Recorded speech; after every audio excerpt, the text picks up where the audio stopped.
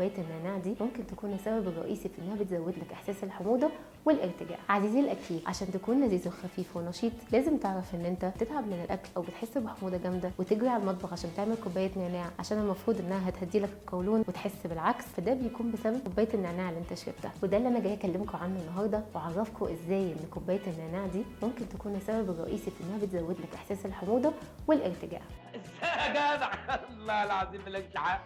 ازاي؟ اهلا بيكم في حلقه جديده من 5 صحه. النعناع من اشهر الاعشاب الطبيعيه اللي موجوده في مطبخنا، اللي مشهوره جدا عندنا في ان هي بتهدي الجهاز الهضمي، وده نتيجه ان في ماده طبيعيه اسمها المنتول. هو بيعمل ببساطه جدا ارتخاء للعضلات اللي موجوده في المعده، وعشان كده احنا بنستخدمه اول ما بنحس ان احنا معدتنا مش مرتاحه او ان في صعوبه في الهضم، بالذات بعد ما بناكل اكله تقيله شويه. بس العلم الجديد بيقول لك ان انت لازم تكون فاهم ان في فرق ما بين مشروبات تقدر تريح لك القولون ومشروبات ثانيه تقدر تريح لك المعده، وان مش بالضروره خالص ان الحاجه اللي بتفيد هنا برضه هتساعدك وتفيدك هنا. حضرتك فاهم؟ لا مش فاهم. يبقى هتفهم. عزيزي الاكيل، عشان تكون لذيذ وخفيف ونشيط لازم تعرف ان النعناع الماده الفعاله فيه بتعمل ارتخاء بسيط جدا للعضلات. لما بيكون عندك حموضه وتروح تشرب نعناع، فالماده الفعاله بتروح تعمل ارتخاء للصمام، او ببساطه شديده الحاجه اللي بتقفل الحمض اللي موجود في المعده من انه يطلع فوق. فبدل ما تساعدك على ان انت تحس بهدوء او راحه، على العكس يزود عندك احساس الحموضه، وده نتيجه ان انت شربت كوبايه النعناع دي.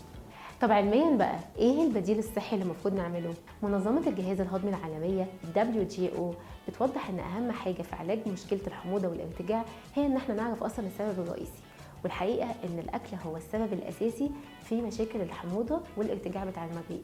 تعرفوا مثلا ان الشوكليت والنعناع والمقليات دول اشهر 3 بيزودوا الحموضه وارتجاع المريء، وعشان كده لو انت عندك حموضه لازم تختار مشروبات تساعد على تهدئه الجهاز الهضمي وما تخليش السموم يفتح ويساعد الحموضه او الحمض بتاع المعده ان هو يطلع لفوق تاني.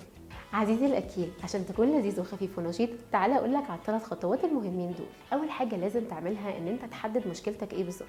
فلو انت بتعاني من تقلصات وغازات يبقى ساعتها لازم تعرف ان النعناع ما فيهوش مشكله، على العكس ده حل ممتاز جدا للمشكله دي. لو انت عندك حموضه وارتجاع فساعتها لازم تعرف ان النعناع ممنوع تماما. تاني حاجه لازم تعرف هي ايه البدائل الامنه للنعناع. مثلا تقدر تبدل النعناع بالكامومايل اللي هو البابونج او اليانسون، دي مشروبات مهدئه وبتلطف جدا جدا جدا باحساس الحموضه.